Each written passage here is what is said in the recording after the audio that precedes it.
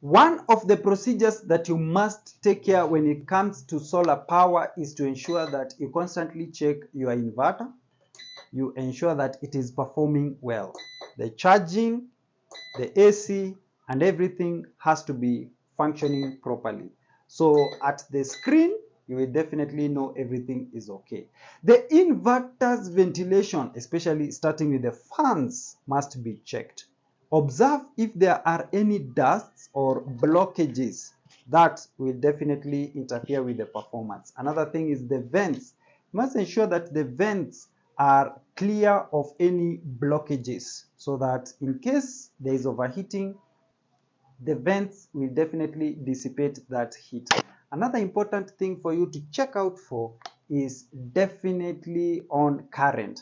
You need to ensure that you monitor the current that is flowing in and out of the inverter so that everything is perfect.